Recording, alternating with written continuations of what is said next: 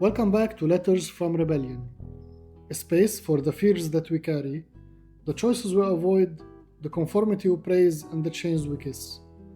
Reflections on courage, habits, motivation, and the inner rebellion that reshapes who we become.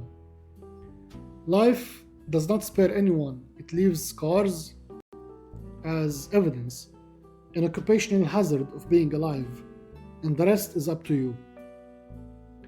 At some point, you realize that life has taught you more than any book ever could.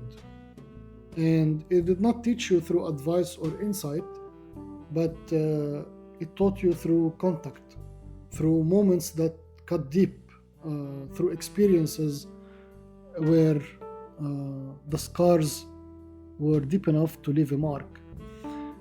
And we spend a lot of time trying to get past those marks and those scars, to smooth them out, to explain them away, to suppress them, to run from them, to wrap them into a better language. We try to turn them into something presentable, something acceptable, something that sounds healed. And we share a version that feels reasonable, a version that fits into a conversation that doesn't change how people look at us. However, the scar will stay, but the way that we carry it gets rehearsed until it sounds more acceptable. And I stopped believing that this is wise, because scars are not mistakes in the system. Scars are our system, are our working system. They are what happens when reality meets you without negotiation. A scar means that something has reached you, something crossed the surface. Something left evidence, and evidence matters because it carries information that you could not afford to ignore. And every scar came with a lesson, not a dreamy or theoretical one, but a practical one. It might have taught you where you overestimated someone.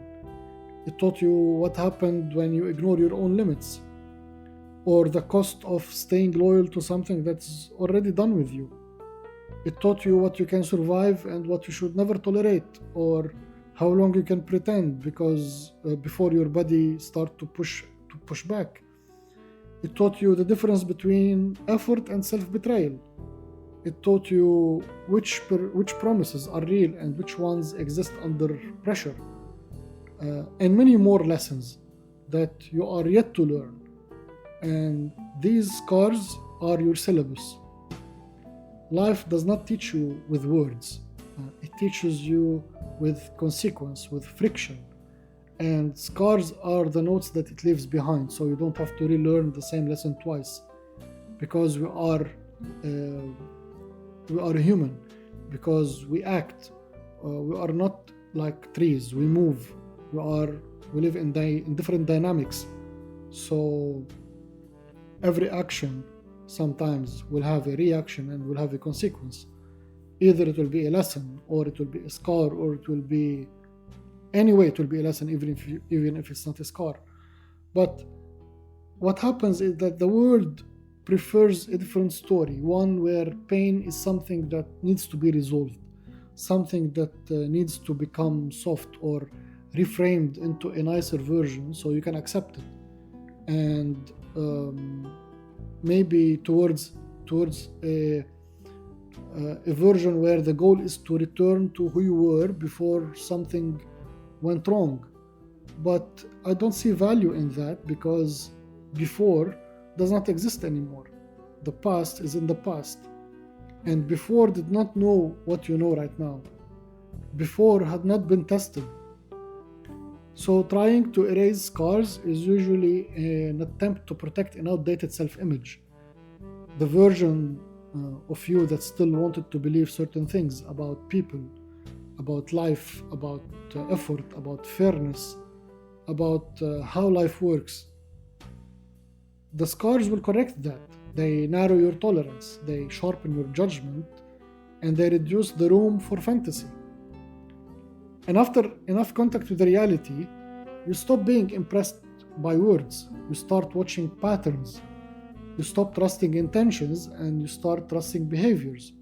You stop explaining yourself to people who already showed you who they are. And that is not bitterness, I claim, that is literacy. Because simply, a scar is a sentence written into the body that says, pay attention. The problem starts when people treat scars as something they need to apologize for, as shame, as damage, as proof that something went wrong instead of being a proof of something was learned. And you see it a lot of time. People downplay what they have been through so they don't look heavy. There are other people who polish their pain so it sounds inspirational. There are people who are rushing to forgiveness so they don't have to integrate what actually has happened. And I don't believe that this is strength. I think that this is pure avoidance with better vocabulary. So some people don't, and this is the worst kind, are the people who do not erase their scars, but they kneel to them. They turned what happened into an identity, and they call it honesty. The past becomes a permanent explanation for their present, and every limit gets traced back to a wound. So every weakness gets protected by a story. Every responsibility will slowly disappear behind a memory. And the scar stops being something that taught them a lesson, but becomes something that is an excuse to them. And their energy goes into rehearsing how much damage was done to them instead of redirecting their energy and deciding what they have to do now and taking ownership of their life. And at that point, pain isn't shaping their strength anymore. It is shaping a permission to stay stuck. And whining will replace ownership, and the past will keep on winning long after it's over. I think that a scar that is not studied becomes a liability, and a scar that is understood will become an advantage. It tells you who deserves access to your life. It tells you when to step back. It tells you how much force a situation actually requires.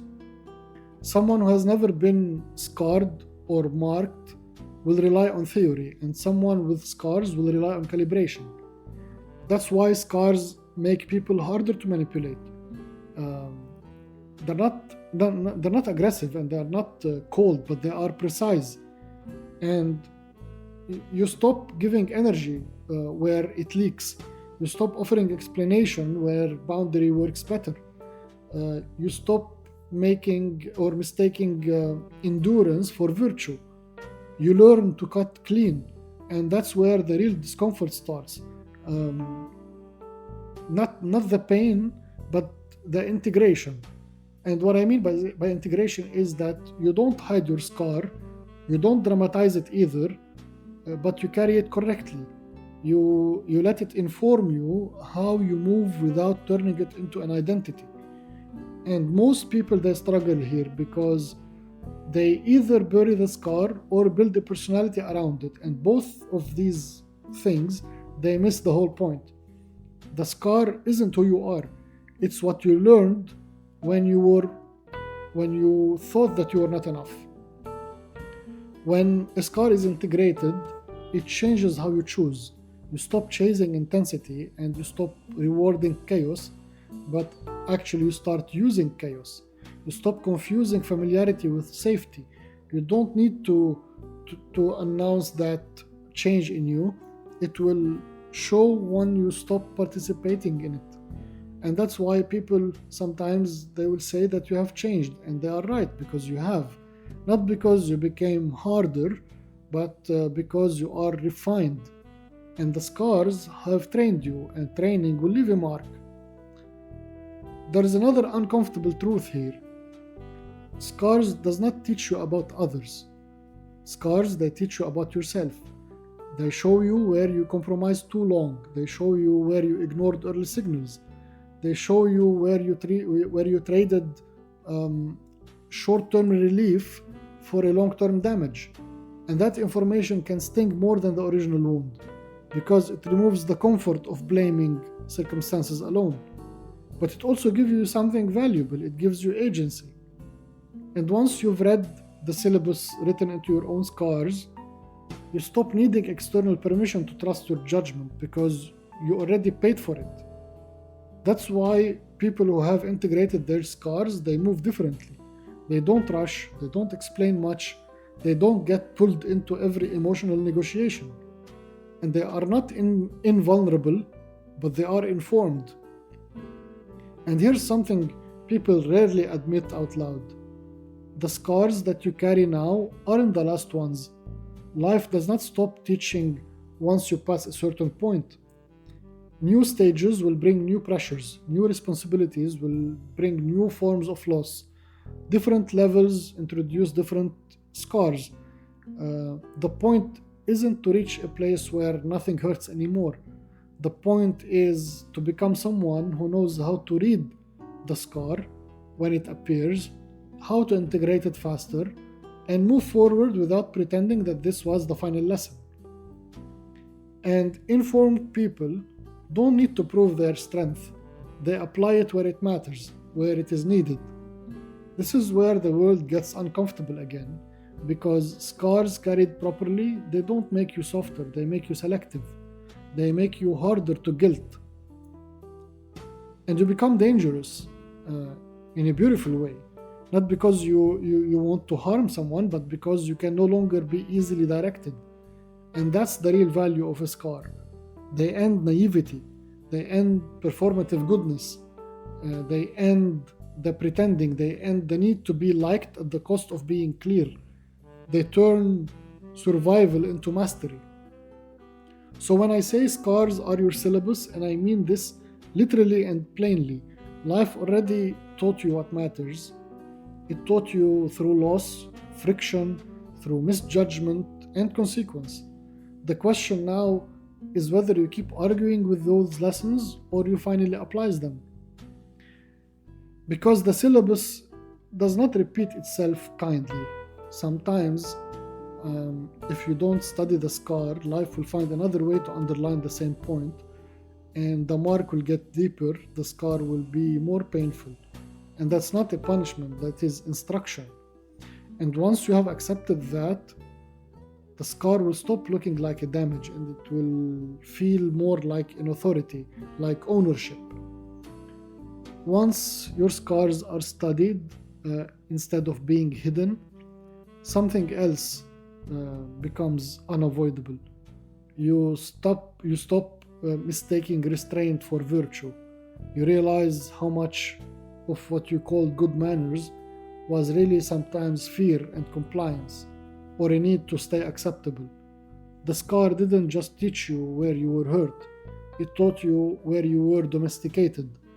And once that becomes clear in your mind, growth will require confronting the part of you that was taught to be harmless even when power was necessary. Your growth will need you to unleash the monster within so you can learn how to tame it. This is where we will go next.